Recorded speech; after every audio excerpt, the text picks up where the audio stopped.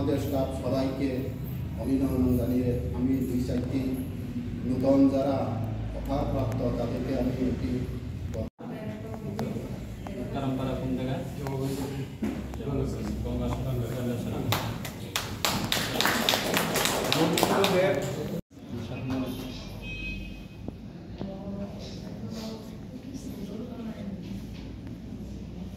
একটু হাত তুলে দিয়ে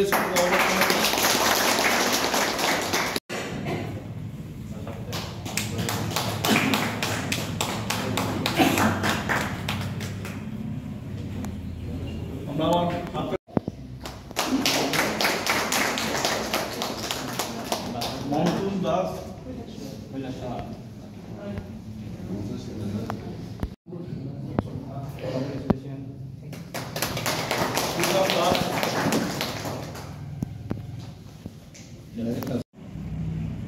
মন্ত্রী মহোদয় শ্রী শুক্লাচরণ তিয়া মহোদয় এবং আমাদের দপ্তরের কর্মকর্তাগণ সবাইকে আজকে আন্তরিক অভিনন্দন। আমাদের যে প্রথম যে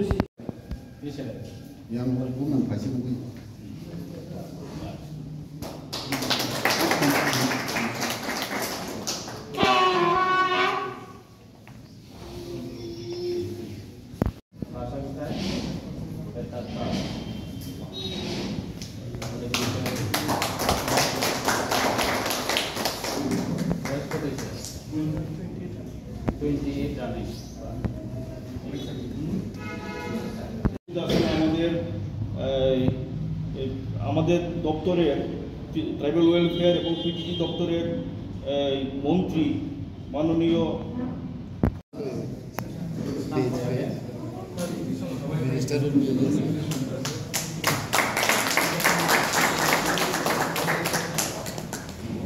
নিত্য হরি ত্রিপুরা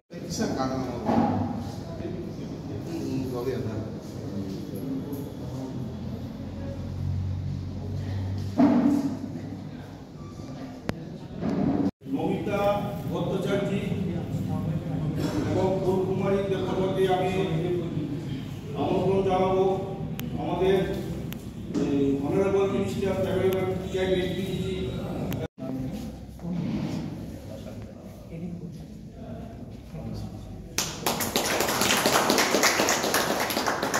বিশ্বজিৎ দাস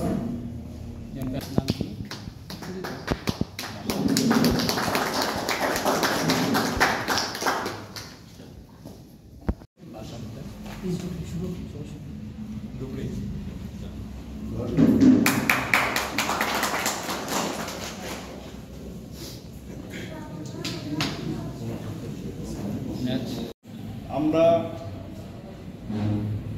আমাদের এই সভাপতিত্ব গ্রহণ করার জন্য আমি মাননীয় ডাইরেক্টর শ্রী নগেন্দ্র দেববর্মা মহোদয় স্যারকে ওনার আসন গ্রহণ করার জন্য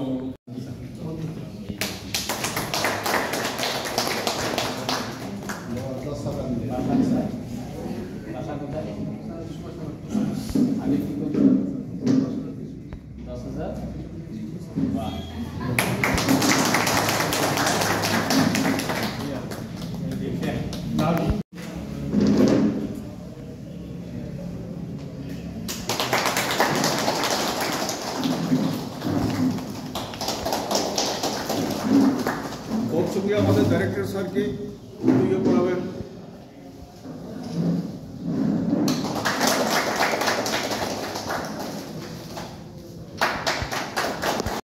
উল্লেখ করতে চাই সেটা হলো আমাদের দপ্তরের ভারপ্রাপ্ত honourable minister Shri Shuklacharan Noatia tribal welfare TRPPCC দপ্তরের ওনার উদ্যোগেই আমরা এখানে আজকে সমবেত হয়েছি।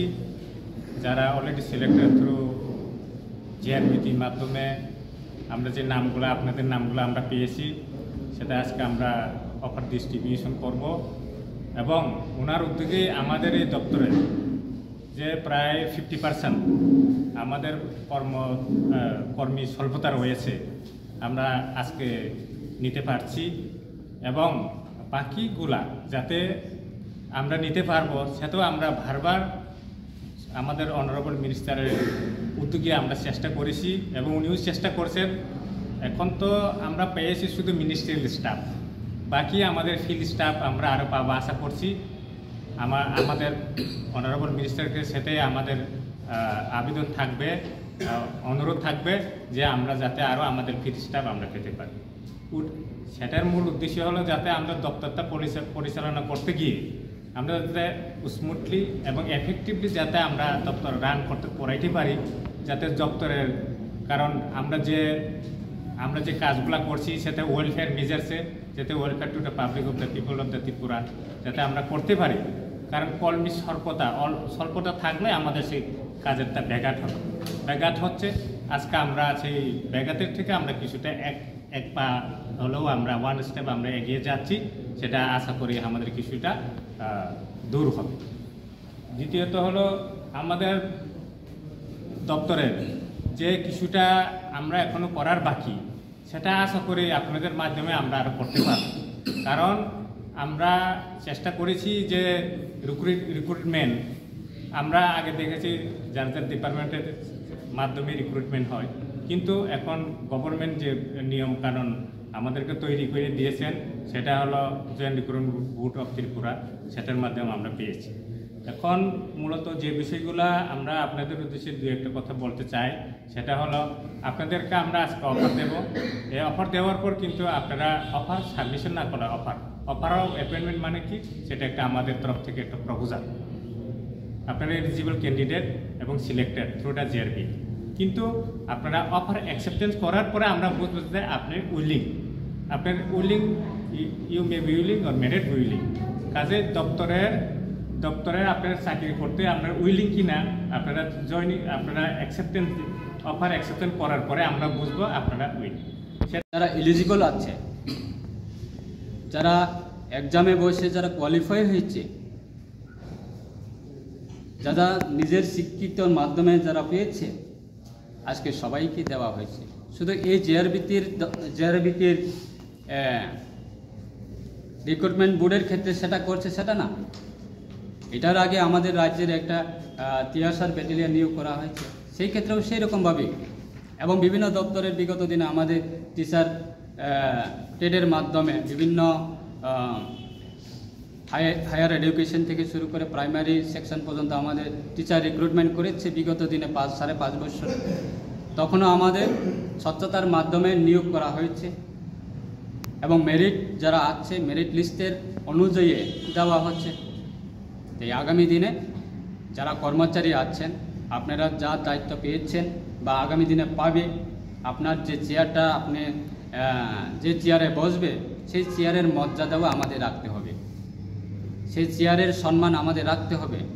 যে আমি চেয়ারটা পেয়েছি, আমি নিজের ইচ্ছাকৃতভাবে আমি নিজের চেয়ারটাকে ব্যবহার করব, যদি কেউ মানসিকতা যদি থাকে, তাহলে আগামী দিনে আমাদের দেশের প্রধানমন্ত্রী উনি 100% যে দেশের প্রত্যেকটা নাগরিক যারা অসহায় পরিবার, অসহায় নাগরিক যারা আছে, তাদেরকে বিকশিত ভারত সংকল্প যাত্রার স্কিমের মাধ্যমে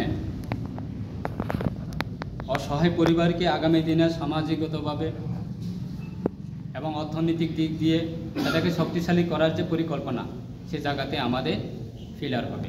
তাই আপনাদের যে আমাদের এই যে চেয়ারের যে রেসপন্সিবিলিটি বা আমাদের যে চেয়ারের মর্যাদা, সেটাও আমাদের বজায় রাখার জন্য আমাদের কর্তব্য। তাই আগামী দিনে আমাদের বিশ্বাস আপনারা এগিয়ে যান, জীবনে অনেক কিছু করতে পারবে। আজকে ছোট একজন আমার ভাই, ওনার মাত্র বয়স হচ্ছে মাত্র 28, ওনার বয়সে অনেক কিছু উপরে যেতে পারবে যদি আমাদের চেয়ার সম্মানের সাথে থাকে। যে নিজের চেয়ারটাকে যদি সম্মানের সাথে রাখতে পারে, তাহলে আগামী দিনে আরও হবে, ভালো একটা পজিশনে যাবে। আজকে প্রায় 14 জন আমাদের রাজ্যে 14 জন আইএএস অফিসার প্রমোশন হয়েছে, সেটা আমাদের শুভ সংবাদ। তারাও নিজের কর্মের ফলে তারাও পেয়েছে, নিজের ভালো কাজের ফলে নিজেরা পেয়েছে, ঠিক না? তাই আগামী দিনে আমরা চাই সবারে, তো যত আমাদের রাজ্যের মধ্যে যারা স্বীকৃতি আছে। সবাইরই তো সরকারি চাকরি দেওয়া সম্ভব না। তার মধ্যে আপনারা কোয়ালিফাই হয়েছেন, আপনারা এলিজিবল হয়েছেন, আপনারা সিলেকশন হয়েছেন এবং আপনারা সাকসেসফুল হয়েছেন, আপনারা পেয়েছে আগামী দিনে রাজ্যের বিভিন্ন এলাকাতে, বিভিন্ন পরিবারে বা বিভিন্ন গ্রামে আমাদের এই দপ্তরের যতগুলি আমাদের গাইডলাইন আছে, যতগুলি দপ্তরের নির্দেশ আসবে, যতগুলি দপ্তরের মাধ্যমে আমরা মানুষকে সেবা করার আমাদের কর্তব্য থাকবে, সেটা আমরা অবশ্যই পালন করতে হবে। সেটাই আমার কয়েকটি বাক্য এবং কয়েকটি আলোচনা করে আমি এখানে শেষ করছি। শুভ সকাল। আমাদের রাজ্য সরকারের বিভিন্ন দপ্তরের মধ্যে এটা অন্যতম দপ্তর আমাদের এই পিবিটিসি, টিআরপিএনপিটিসি।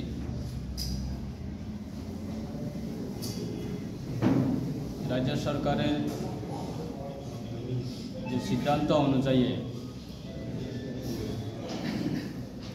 জয়েন্ট রিক্রুটমেন্ট বোর্ডের মাধ্যমে এই গ্রুপ সি পদের জন্য 2018 আমাদের সরকার ক্ষমতা আসার পরে রিক্রুটমেন্ট নেওয়ার ক্ষেত্রে নোটিফিকেশান জারি করা হয়েছে। বিগত প্রায় 4.5 থেকে 5 বছর লেগে গেছে। আজকে এই জেআরবিটির মাধ্যমে যারা সাকসেসফুল ক্যান্ডিডেট, বিভিন্ন দপ্তরেও চলছে জয়েন্ট লেটার ডিস্ট্রিবিউশন প্রোগ্রাম তথা অফার ডিস্ট্রিবিউশন। আমি প্রথমে এই দপ্তরের মন্ত্রী হিসাবে আমি যারা সাকসেসফুল ক্যান্ডিডেট যারা আছে আমাদের এই দপ্তরের জন্য যারা কোয়ালিফাই হয়েছে, আমি আপনাদের সকলকে এই দপ্তরের পক্ষ থেকে স্বাগত জানাই এবং অভিনন্দন জানাই। মোট আমাদের এই দপ্তরের জন্য 12 জন, 12 জনের মধ্যে একজন হচ্ছে আমাদের এগ্রি অ্যাসিস্ট্যান্ট। আমাদের সরকার এই গ্রুপ সি পদের জন্য বিভিন্ন দপ্তরের জন্য রিক্রুটমেন্ট করার ক্ষেত্রে আমি অসংখ্য ধন্যবাদ জানাবো আমাদের রাজ্যের প্রাক্তন মুখ্যমন্ত্রী বিপ্লব কুমার দেব মহোদয় এবং বর্তমান আমাদের রাজ্যের মাননীয় মুখ্যমন্ত্রী তথা জনকল্যাণ মুখ্যমন্ত্রী প্রফেসর ডক্টর মানিক শাহ মহোদয়ের নেতৃত্বে আমরা খুব সুন্দরভাবে একদম ক্লিন ট্রান্সপারেন্সির মাধ্যমে, স্বচ্ছ নিয়োগ নীতির মাধ্যমে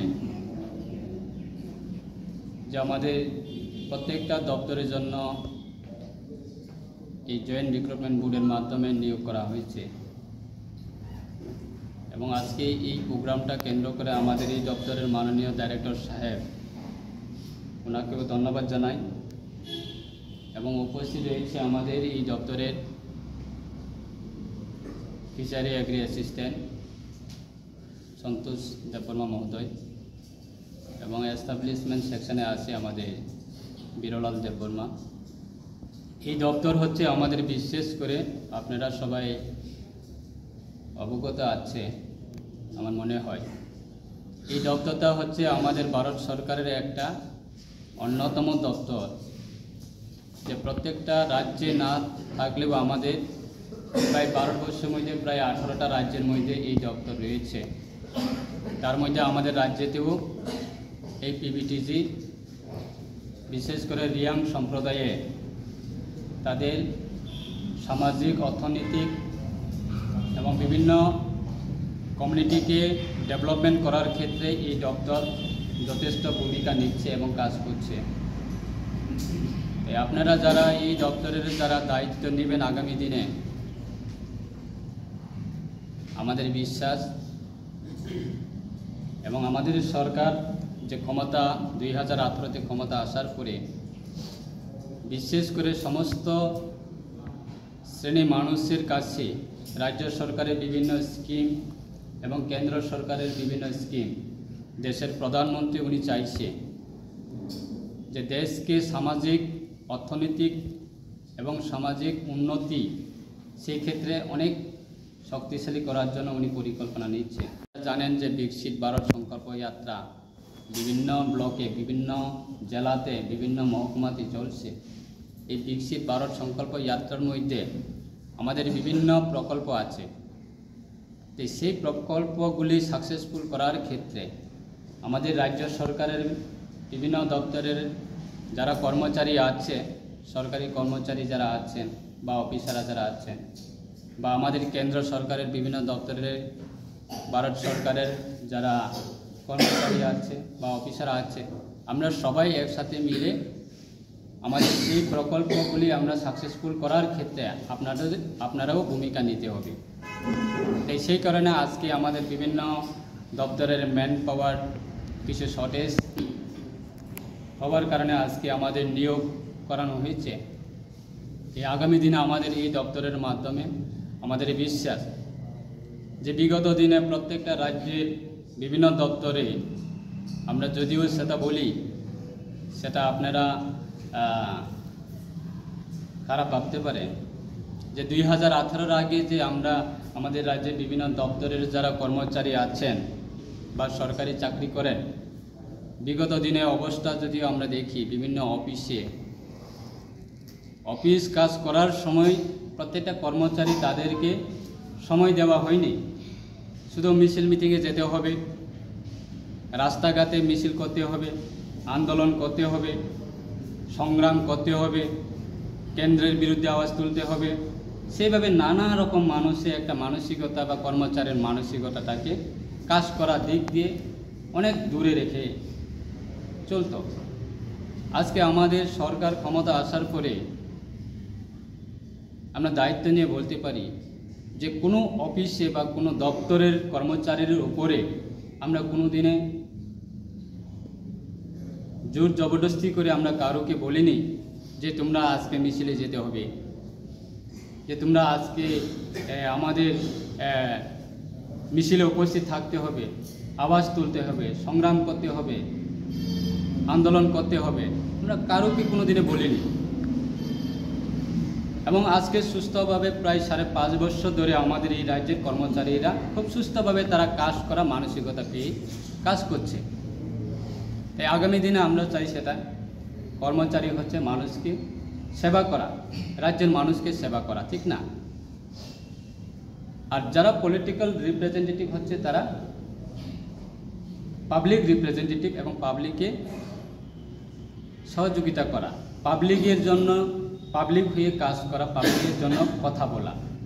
আর আপনারা হচ্ছে সরকার যা সিদ্ধান্ত নেবে, সরকার যা সিদ্ধান্ত দেবে সেটাকে সাকসেসফুল করা, ঠিক না? তো সেই ক্ষেত্রে আমাদের এই রাজ্যে সেটা আমাদের মানসিকতা আমরা পরিবর্তন করতে পেরেছি।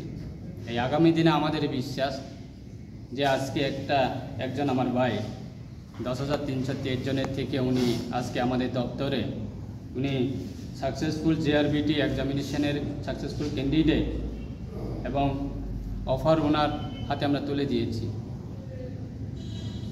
যে 10,323 জন কী কারণে এই অবস্থা সেটা যদিও বলি, সেটা আপনারা ভাবতে পারে সেটা রাজনৈতিক ভাষা, কিন্তু সে সময়ে নিয়োগ নীতি আমাদের বলা ঠিক না, কিন্তু সে সময়ে নিয়োগ নীতির যে সিস্টেমে চলে সেটা আজকে দিনে দাঁড়িয়ে মানুষ পট হারার মতো হয়ে গেছে। যারা 10,323 জনের মধ্যে যারা সুযোগ পেয়েছিলেন বিগত দিনে, আজকে আমাদের সরকার এই নিয়োগ নীতির ক্ষেত্রে খুব স্বচ্ছতার মাধ্যমে এবং অ্যাজ পার আমাদের সেন্ট্রাল ভারত সরকারের গাইডলাইন মেনে, রাজ্য সরকারের বিভিন্ন গাইডলাইন মেনে আজকে রিক্রুটমেন্টের রুলসগুলি আমরা পরিবর্তন করেছি। বিগত দিনে কি হতো, একটা সাধারণ গ্রুপ ডি চাকরি পাওয়ার জন্য, গ্রুপ সি চাকরি পাওয়ার জন্য মন্ত্রীর বাড়িতে গিয়ে বসে থাকতে হতো, বিধায়কের বাড়িতে গিয়ে বসে থাকতে হতো এবং সাধারণ এলাকার সাধারণ নেতা এর পিছনে পিছনে ঘুরতে হতো, কত ধরনের মিছিল মিটিং যেতে হতো, কত ধরনের রাজনীতিকের ময়দানে লড়াই করতে হতো সাধারণ একটা গ্রুপ সি গ্রুপ ডি চাকরি পাওয়ার জন্য। আজকে আপনারা যারা এই যে আমাদের 12 জন যারা চাকরি পেয়েছেন, আপনারা বলতে পারবেন যে আমি এত বছর আমি এই দলে থাকার কারণে আমি পেয়েছি। এই নেতার সঙ্গে আমি থাকার কারণে আমি পেয়েছি, এই নেতাকে সেই রকমভাবে সুযোগ দেওয়ার কারণে আমি পেয়েছি, কেউ বলতে পারবেন? পারবে না। যারা